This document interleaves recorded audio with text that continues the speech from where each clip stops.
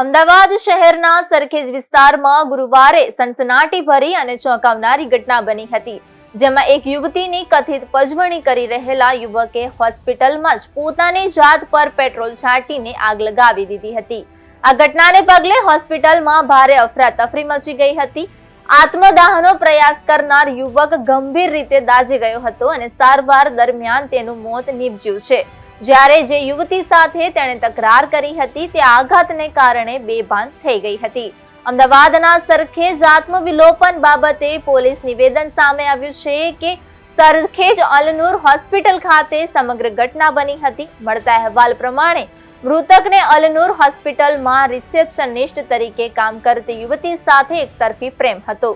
Hospital પહોંચી પહેલા યુવતી સાથે ઉગ્ર બોલાચાલી કરી હતી. ત્યારબાદ પોતાની સાથે લાવેલા પેટ્રોલને શરીર પર લગાવીને આગ લગાવી દીધી હતી. સળગતી હાલતમાં યુવાને પ્રથમ માળેથી જમીન પર છલાંગ લગાવી હતી.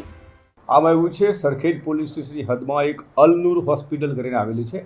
તેમાં ગઈકાલે 8:30 વાગ્યાની આસપાસ સાંજે એક ઇસમ કે જે કામરાન શાહિદ ખાન પઠાણ કરીને છે, એ પોતે આવેલો અને ત્યાં જે હોસ્પિટલ છે એની અંદર રિસેપ્શનિસ્ટ ઉપર એક મહિલા કામ કરે છે.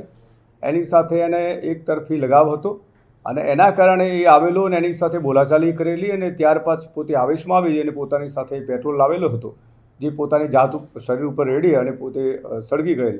આ બાબતે સરખેજ પોલીસ સ્ટેશનમાં અમોદ દાખલ કરવામાં પહેલાં જાણવાજોગ દાખલ કરવામાં આવેલી હતી અને ત્યારબાદ સારવાર દરમિયાન મરણ જતાં અમોદ દાખલ કરવામાં આવેલું છે અને તપાસ હાલમાં ચાલુ છે.